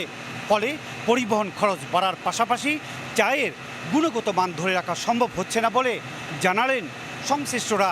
আমাদের যে চা আমরা চট্টগ্রাম অকশনে পাঠাই, এটা ক্যারিং খরচ অনেক বেশি। যদি শ্রীমঙ্গলের অকশনে আমরা চা পাঠাতে পারি, এতে আমাদের পরিবহন খরচ কমে যাবে। দ্রুত গতিতে চায়ের গুণগত মান ঠিক রেখে শ্রীমঙ্গল অকশনে চা দিতে পারবো। চা বাগান ব্যবসায়ীদের মতে শ্রীমঙ্গলের চা নিলাম কেন্দ্র এখনও প্রত্যাশিত সুফল পুরোপুরি অর্জন করতে পারেনি। অবকাঠামো, গুদাম, পরিবহন ও ব্যাংকিং সহায়ক ব্যবস্থার সীমাবদ্ধতার কথা জানান ব্যবসায়ীরা। চিটাগাঙ্গে একটা বায়ার সেলার সবাই মিলে একটা গ্রুপের মতো আছে আর কি। ওরা সিলেট আসতে অনেকটা নিরুৎসাহিত করে সবাইকে, এইটাই মেইন কারণ। শ্রীমঙ্গল চা নিলাম কেন্দ্র গতিশীল করার জন্য সরকারকেই উদ্যোগ নিতে হবে বলে জানান কর্তৃপক্ষ। সেলিং এবং বাইং এর জন্য ক্যাটালগের অন্তর্ভুক্ত করার জন্য সরকারকে নির্দেশনা দিয়ে দেয়, তাহলে অটোমেটিক্যালি ভাইয়েরা এখানে আসতে বাধ্য। শ্রীমঙ্গল চা নিলাম কেন্দ্রে পুরো মৌসুমে প্রায় 23 থেকে 30 লাখ কেজি চা নিলাম হয়ে থাকে, আর চট্টগ্রাম চা নিলাম কেন্দ্রে পুরো মৌসুমে প্রায় 8 থেকে 10 কোটি কেজির বেশি চা নিলাম হয়ে থাকে। ইকরামুল কবির, সময় সংবাদ, সিলেট। নেত্রকোনা হাওড়া অঞ্চলে শুধু বৃষ্টিতে জলাবদ্ধতার পানিতেই ফসলের ব্যাপক ক্ষতি হয়েছে। তলিয়ে নষ্ট হয়েছে 372 কোটি টাকার বেশি মূল্যের ধান। অতিরিক্ত শ্রমিক মজুরি, ধানের দাম কম হওয়ায় দিশেহারা কৃষক। বিপর্যয়ের কারণ হিসেবে নাব্য সংকটকে দায়ী করছে কৃষি বিভাগ। চলছে ক্ষতিগ্রস্তদের তালিকা তৈরির কাজ। আলপনা বেগমের তথ্য, আবু সুফিয়ানের ছবিতে রিপোর্ট। বৈশাখে যখন চারদিকে ধানের মৌমৌ গন্ধ থাকার কথা, তখন বাতাসে ছড়িয়েছে পচা ধানের গন্ধ। ডুবে যাওয়া সে সম্বল রক্ষায় কৃষকদের প্রাণপণ লড়াই। পানিতে নেমে ধান কেটে নৌকায় করে তীরে তুলছেন অনেকে। এমন চিত্র নেত্রকোনার হাওড়া অঞ্চলের প্রতিটি উপজেলার। শুধু হাওর নয়, অপরিকল্পিত বাঁধে পানি নামার জায়গা না থাকায় এবার বৃষ্টির পানিতেই জলাবদ্ধতায় ডুবেছে কৃষকের স্বপ্ন। প্রান্তিক কৃষকদের চোখে মুখে অনিশ্চয়তা। হাড় ভাঙা পরিশ্রম করেও বছরের একমাত্র ফসল জোটেনি কপালে। হাওরের পানি ফিরা নিয়ে যাচ্ছে না, বৃষ্টির পানি ফিরা নিয়ে যাচ্ছে না, এরপরে খুব ক্ষতিগ্রস্তর মধ্যে কৃষক। জমিতে সব লোক পানি নিচে, এখন যে কান্দাটি আছে এই কান্দা দিয়ে কাটা লওয়া যাইতেছে। 1500 টাকা রোজ কামলা লইয়া ধান কাটাইতেছি, মানে আমাদের কি থাকবো আর হেরারে আমরা কি দেব? সরকারের যদি আনবার বাসা তে যদি আমরা জীবন বাঁচে। কৃষি বিভাগ জানায় জেলায় 1,85,547 হেক্টর জমিতে বোরো ধানের আবাদ হয়েছে। এর মধ্যে মদন মোহনগঞ্জ, খালিয়াজুরি সহ 6 উপজেলার হাওর সহ সব মিলিয়ে নষ্ট হয়েছে 16,877 হেক্টরের ফসল। ক্ষতিগ্রস্ত কৃষকদের তালিকা প্রণয়নের কাজ চলছে বলে জানায় জেলা কৃষি কর্মকর্তা। নদীর নাব্যতা কমে যাওয়া, এই ব্যাপারে আমরা সংশ্লিষ্ট যে কর্তৃপক্ষ যারা আছে তাদেরকে আমরা অবহিত করব। তালিকা প্রস্তুতের কাজ চলছে, আমাদের ঊর্ধ্বতন কর্তৃপক্ষ জানানো হয়েছে এবং সিদ্ধান্ত মোতাবেক পরবর্তী কার্যক্রম নেওয়া হবে। কৃষি বিভাগের তথ্য মতে জেলার 4 লক্ষাধিক কৃষকদের মাঝে এবছর ক্ষতিগ্রস্ত হয়েছেন 77,363 জন। সময় সংবাদ, নেত্রকোনা। ভোর থেকে জমজমাট জামালপুরের রশিদপুর মাছের আড়ত। এখান থেকে মাছ নিয়ে ছোট ছোট বাজারে বিক্রি করেন খুচরা ব্যবসায়ীরা। সেখানে আছেন সহকর্মী জাহাঙ্গীর আলম, সরাসরি যাচ্ছে তার কাছে। আমি এই মুহূর্তে আছি জামালপুর পৌর শহরের রশিদপুরে। এখানে মাছের বড় আড়তে, এই মাছের আড়তে কিন্তু বাংলাদেশের 3-4টি জেলা থেকে কিন্তু মাছ এই বাজারে আসেন এবং হাওর অঞ্চলের মাছও আসে এই বাজারে। কিন্তু জামালপুর জেলার যে নদ নদী, এই নদ নদী থেকে মাছ যে ব্যবসায়ীরা আছেন তারা এই আড়তে নিয়ে আসেন এবং এখান থেকেই কিন্তু জামালপুর জেলার বিভিন্ন বাজারে কিন্তু মাছ ব্যবসায়ীরা, খুচরা ব্যবসায়ীরা নিয়ে যান, পাইকারি ব্যবসায়ীরা এখান থেকে নিয়ে আসেন। এই বাজারে কিন্তু রাজশাহী, পাবনা, বগুড়া, সিরাজগঞ্জ, শেরপুর, নাটোর জেলাসহ বিভিন্ন নদ নদী এবং সামুদ্রিক মাছ কিন্তু এই জায়গায় আসেন। তো আমরা মাছ ব্যবসায়ীর সাথে কথা বলেছি, তারা যেটি বলেছেন যে বর্তমানে কিন্তু মাছের যে আমদানি কিন্তু কিছুটা কমেছেন। তারা যেটি বলছেন যে তেলের দাম বৃদ্ধি এবং মাছের খাদ্যের যে দাম বৃদ্ধির কারণে কিন্তু ব্যবসায়ীরা পুকুর থেকে বা তাদের যে জলাশয় সেখান থেকে মাছ কিন্তু তারা তুলতে পারছেন না, মাছের খাদ্য কিন্তু তারা দিতে পারছেন না। তো এই বাজারে যে মাছের যে দাম, আমি ব্যবসায়ীদের সাথে কথা বলে শুনেছি যে রুই কাতলা বিক্রি হয় 350 টাকা কেজিতে এবং গোলসা এবং শিং বিক্রি হয় 450 টাকা, 400 টাকায়। পাবদা বিক্রি হয় 300 এবং 320 টাকায়। বড় বোয়াল কিন্তু বিক্রি হয় আপনার 1000-1200 এবং চিংড়ি যেটা বিক্রি হয় সেটা 1000-1200 টাকায় কিন্তু এই বাজার থেকে বিক্রি হচ্ছে। তো ব্যবসায়ীরা যেটি জানিয়েছেন যে জামালপুর জেলার সবচেয়ে বড় মাছের যে বাজার, এই বাজার জামালপুর পৌর এলাকার রশিদপুরে কিন্তু এই বাজার মাছের আড়ত। এই বাজার থেকে কিন্তু ব্যবসায়ীরা কিন্তু বিভিন্ন জায়গা থেকে তারা এসে এখান থেকে খুচরা ব্যবসায়ীরা, পাইকারি যারা মাছ বিক্রি করেন বা মাছ ব্যবসায়ী যারা আছেন তাদের কাছ থেকে এই বাজার থেকে কিন্তু মাছ নিয়ে তারা খুচরা বাজারে বিক্রি করেন। এই ছিল মাছের জামালপুরের মাছের আড়ত থেকে আমার কাছে সর্বশেষ। মাছের আড়তে বেচা বিক্রির খবর জানতে এখন সরাসরি ছিলাম জামালপুরের রশিদপুরে। দেখছেন ভোরের সময়, সঙ্গে থাকুন। দেশের টেলিকম খাত থেকে জিডিপিতে 15% যোগান নিশ্চিত করতে চায় বলে জানিয়েছেন প্রধানমন্ত্রী উপদেষ্টা। এজন্য দেশের টেলিকম খাত ও গ্রাহক সেবার মান উন্নয়নে ডিজিটাল ইকোনমি রোডম্যাপের দাবি জানান সেবাদাতারা। আর বিটিআরসি চেয়ারম্যান বলছেন, স্পেকট্রামের দাম কত কমালে জনগণ কতটা স্বস্তি পাবে সেই তথ্য উপাত্ত না থাকায় কোনো পদক্ষেপ নিতে পারছে না সংস্থাটি। হাতে হাতে মোবাইল ফোন, দেশ বিদেশে মুহূর্তে যোগাযোগের জন্য রয়েছে ইন্টারনেট সংযোগ। তবে এখনও দেশের টেলিকম খাত ও গ্রাহক সেবার মান উন্নয়নে ডিজিটাল ইকোনমিক রোডম্যাপ না থাকায় বিনিয়োগ পরিকল্পনা সাজাতে সমস্যায় পড়তে হচ্ছে বলে জানান মোবাইল অপারেটররা। শনিবার সকালে রাজধানীর একটি হোটেলে টেলিকম খাতের ভবিষ্যৎ নিয়ে নতুন সরকারের ভাবনা শীর্ষক সেমিনারে এ খাতে বিদেশি বিনিয়োগ আকর্ষণে এআই নির্ভর ডেটা সেন্টার গড়ে তোলার তাগিদ দেয় অ্যামটপ। ডেটা সেন্টারগুলোকে যদি আমরা এরকম বিশেষায়িত সেবার গুরুত্বপূর্ণ স্থাপনা যদি ডিক্লেয়ার করে যদি আমরা এটার সাপ্লাইটাকে যদি গ্যারান্টিড রাখতে পারি, তাহলে কিন্তু আমাদের ফেইলিওরটা কম হবে, কাভারেজটা থাকবে এবং যে কোনো ধরনের ক্রাইসিসে আমরা আমাদের এই ইন্টারনেট বলেন, আমাদের ভয়েস কল বলেন, এটাকে আমরা চালিয়ে যেতে পারবো। সঠিক তথ্যপাত্য না থাকায় স্পেকট্রামের দাম কমিয়ে জনগণকে স্বস্তি দেওয়া সম্ভব হচ্ছে না বলে জানান বিটিআরসির চেয়ারম্যান। স্পেকট্রামের প্রাইস কমানো মানে ডাইরেক্ট রেভিনিউ থেকে, গভর্নমেন্টের ডাইরেক্ট রেভিনিউ থেকে কাট হয়ে যাওয়া। কিন্তু আমরা আর্গু করছি যে না, এই স্পেকট্রামের প্রাইস কমালে মানুষ তো সেবা পাচ্ছে, সেই সেবা থেকে তো আমার প্রোডাক্টিভিটি গেইন হচ্ছে, সেই প্রোডাক্টিভিটি গেইনটা কাভার হবে। বাট ওয়ের ইজ দ্য ডেটা, যে ডেটাটা বলবে স্পেকট্রাম প্রাইসটা কতটুকু কমালে আমার রেভিনিউ অপটিমাইজেশন হবে, we don't have that data. সেমিনারে স্মার্টফোন মানুষের সাধ্যের মধ্যে এনে টেলিকম খাত থেকে জিডিপিতে 15% যোগান নিশ্চিতের আশার কথা জানান প্রধানমন্ত্রীর তথ্য উপদেষ্টা। আসছে বাজেটে টেলিকম খাতের সব সমস্যা সমাধান না করতে পারলেও চেষ্টা করা হবে বলে আশ্বাস দেন তিনি। Yes, there will be challenges. Yes, there will be policy discussion. Yes, there has to be other supportive ecosystem need to be developed. But এই সেক্টর থেকে 15% of GDP না আসার কোনো কারণ নেই ইনশাআল্লাহ। অনুষ্ঠানে তথ্য প্রযুক্তি মন্ত্রী জানান সরকার টেলিটক বিক্রি করবে না, বরং দেশি বিদেশি বিনিয়োগ খোঁজা হচ্ছে। টেলিটক নিয়ে সরকার বিক্রিও করবেন না, বাট আমরা চেষ্টা করছি ওনারা অ্যারাউন্ড 5,000 to 6,000 crore টাকা যদি আমরা ইনভেস্ট করতে পারি তাহলে কিন্তু we can be at per with গ্রামীণ অথবা রবির সাথে। চেষ্টা করছি G2G বেসিসে কোনো ফাইন্যান্সিয়াল কোনো আনতে পারি কিনা, অথবা কোনো পার্টনার পিপিপি যেটাকে বলি আমরা, সেভাবে কোনো ইনভেস্টরকে ফরেন ইনভেস্টর পাই কিনা। প্রত্যেক উপজেলা সরকার এআই ট্রেনিং সেন্টার করতে চায় বলেও জানান মন্ত্রী। ইয়ানুর শিফাত, সময় সংবাদ, ঢাকা। মধ্যস্বত্বভোগীদের দৌরাত্ম্য কমালে হজ প্যাকেজ 5 থেকে 6 লাখ টাকায় নামিয়ে আনা সম্ভব বলে মন্তব্য করেছেন হাব সভাপতি সৈয়দ গোলাম সরওয়ার। সৌদি সরকারের নতুন নতুন সিদ্ধান্তের কারণে দেশের হজ ও ওমরা আইন সংস্কার প্রয়োজন বলে মনে করেন সংগঠনটির মহাসচিব ফরিদ আহমেদ মজুমদার।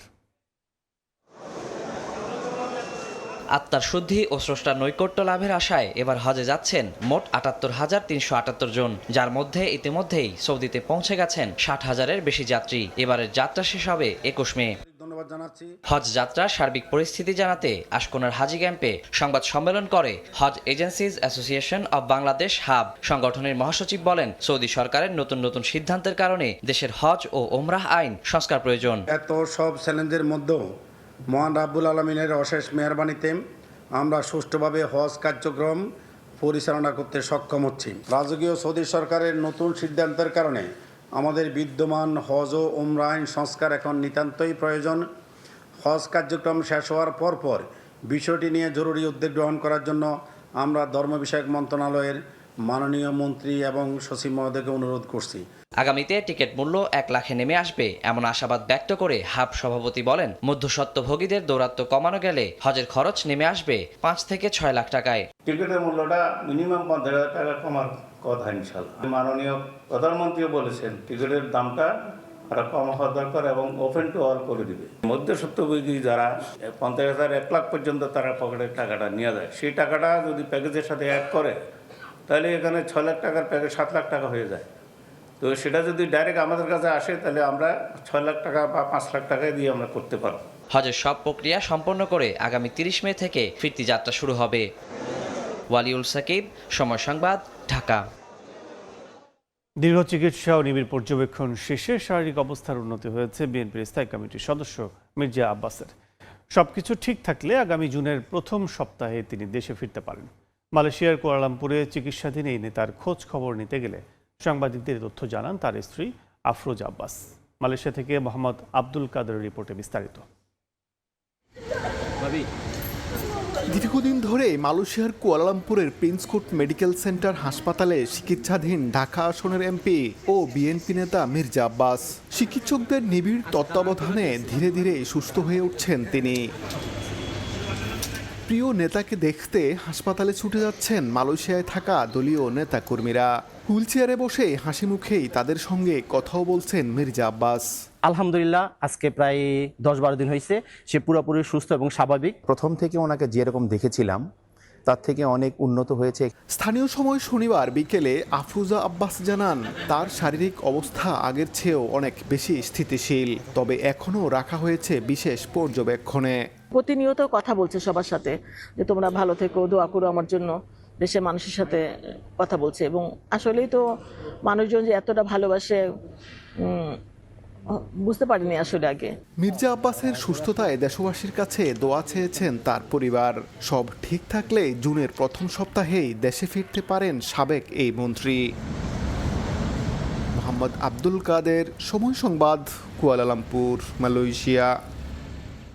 মেয়র নির্বাচিত হলে 2 বছরের মধ্যে ঢাকাকে পরিচ্ছন্ন ও বসবাসযোগ্য নগরী হিসেবে গড়ে তোলার প্রতিশ্রুতি দিয়েছেন ঢাকা দক্ষিণ সিটি কর্পোরেশনের প্রশাসক মোহাম্মদ আব্দুস সালাম। শনিবার শিশু একাডেমি মিলনায়তনে এক অনুষ্ঠানে তিনি বলেন, ঢাকায় রিকশা ও হকারের সংখ্যা নির্ধারণ করতে হবে। ডেঙ্গু মোকাবেলায় সিটি কর্পোরেশনের পাশাপাশি প্রত্যাশা করেন প্রত্যেকের সচেতনতার। পরে বিশ্ববিদ্যালয় পরিক্রমার আয়োজনে এইচএসসি পরীক্ষায় জিপিএ 5 প্রাপ্ত শিক্ষার্থীদের সংবর্ধনা অনুষ্ঠানে কৃতী শিক্ষার্থীদের হাতে ক্রেস্ট ও সংবর্ধনা পত্র তুলে দেন ঢাকা দক্ষিণ সিটি কর্পোরেশনের প্রশাসক।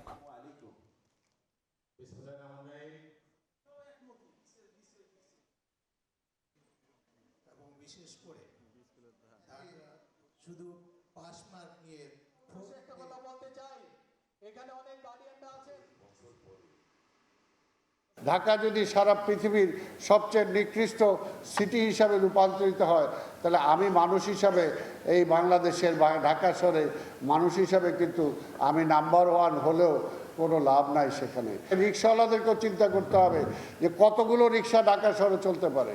আজকে হকারদেরকেও চিন্তা করতে হবে, সারা ঢাকা শহরটা তো হকার বানানো যাবে না, কাজে নির্দিষ্ট জায়গায় তাকে বসতে হবে। আগামীতে তোমাদের ভোটে যদি নির্বাচিত মেয়র হতে পারি, 2 বছরের মধ্যে ইনশাল্লাহ ঢাকা শহরের চেহারা ইনশাল্লাহ পাল্টে দেবে। নারায়ণগঞ্জে গ্যাস লাইন বিস্ফোরণে একই পরিবারের নিহত 5 জনের জানাজা শেষে গ্রামের বাড়ি পটুয়াখালীতে দাফন সম্পন্ন হয়েছে। এমন মৃত্যু মেনে নিতে পারছে না কেউই। গ্রাম জুড়ে চলছে শোক। নারায়ণগঞ্জের ফতুল্লায় গ্যাস লাইন বিস্ফোরণে নিহত কালাম ও তার পরিবারের 4 সদস্যকে বহনকারী অ্যাম্বুলেন্স শনিবার ভোরে নিজ গ্রামের বাড়ি পটুয়াখালীর বাউফলে পৌঁছাতেই কান্নায় ভেঙে পড়েন স্বজনরা। আহাজারিতে ভারী হয়ে ওঠে পরিবেশ। পরে উত্তর কনকদিয়া সরকারি প্রাথমিক বিদ্যালয় মাঠে জানাজা শেষে পারিবারিক কবরস্থানে চিরনিদ্রায় শায়িত হন কালাম, তার স্ত্রী সাইমা বেগম, 2 মেয়ে মুন্নি ও কথা এবং একমাত্র ছেলে মুন্না। এলাকাবাসী খুবই মর্মাহত।